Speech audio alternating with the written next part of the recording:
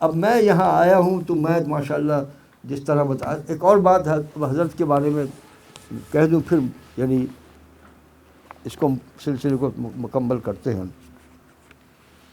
حضرت مفتی سعید خان صاحب جو ہیں، یہ جو ہمارے ہاں تصوف کے سلاسل ہیں، ان میں ان کو یہ امتیاز حاصل ہے کہ یہ ماشاءاللہ مولانا ابوالحسن علی ندوی رحمۃ اللہ علیہ، جو عالم اسلام کے بہت مشہور عالم ہیں، بہت بڑے یعنی صوفی ہیں، تمام یعنی جتنے بھی اکابرین گزرے ہیں ان سب کے وہ محبوب ہیں، اور انتہائی سادہ آدمی. والد صاحب جب ندوہ تشریف لے گئے تو انہوں نے یہ فرمایا کہ بھائی میں جب وہاں گیا تو میں حیران رہ گیا، اس میں مہمان خانے میں وہی چارپائیاں لگی ہوئی ہیں، کسی نہ کسی کرسی کا ہے نہ کچھ ہے، اور وہی ایک سادہ سلسلہ چل رہا ہے. تو حضرت کو ان سے یعنی اصلاحی تعلق بھی نہ ہے، بلکہ حضرت نے ان کو اجازت دی، مرحمت فرمائی. اور یہ ایک ہمارے ہاں بڑی بدقسمتی ہے کہ جیسے وہ لا علمی کی بنیاد پہ میں نے وہ تالاب کا ذکر کیا نا، ہمارے ہاں لوگ طرح طرح کی باتیں کرتے رہتے ہیں.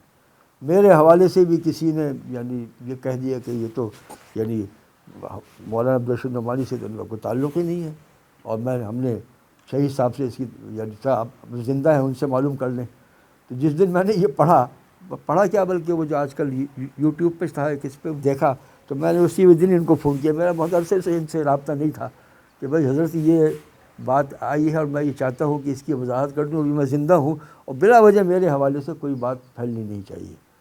تو الحمدللہ یعنی یہ یعنی جیسا کہ ہم نے بتایا کہ والد صاحب کی سے باقاعدہ یعنی فیض یافتہ ہے الحمدللہ.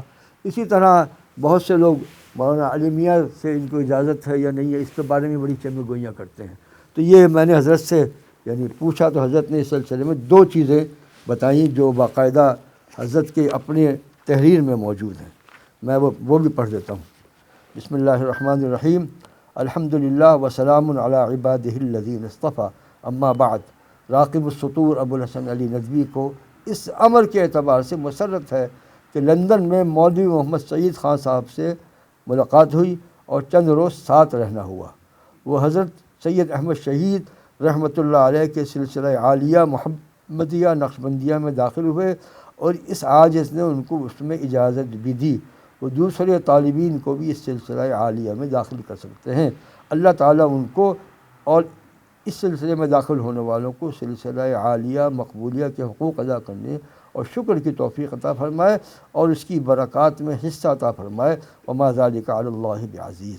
حضرت سید صاحب حکومت الہیہ کے قیام اور عمل بالشریعہ اور اعلاء کلمۃ اللہ کے لیے جو جد و جہد فرماتے تھے، اسی سلسلے میں جان عزیز دی.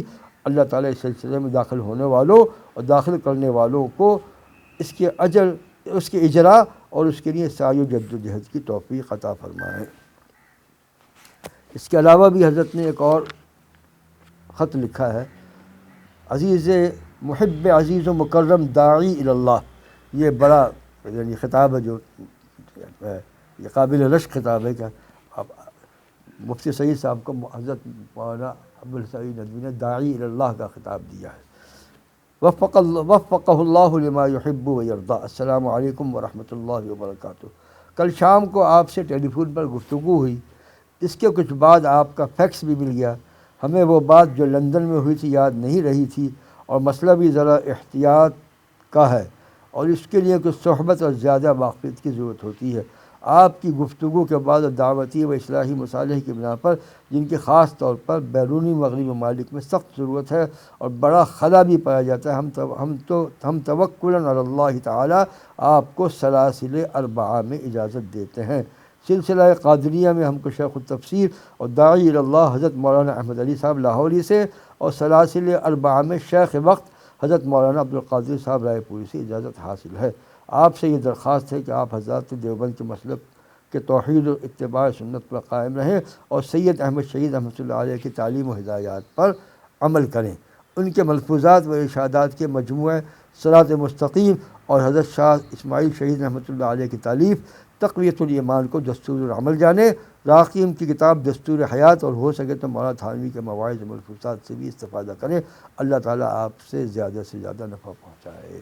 یہ دو چیزیں جو ہیں یعنی الحمدللہ اس سفر سے مجھے یہ فائدہ حاصل ہوا کہ یہ چیزیں جو ہم دور دور سے سنتے تھے ان کو تحریری شکل میں دیکھنے کا بھی موقع ملا، اور اگر کوئی کچھ لوگوں کے ذہن میں اشکالات ہوں گے تو انشاءاللہ آئندہ ہمیں ان کو دور کرنے میں آسانی ہوگی۔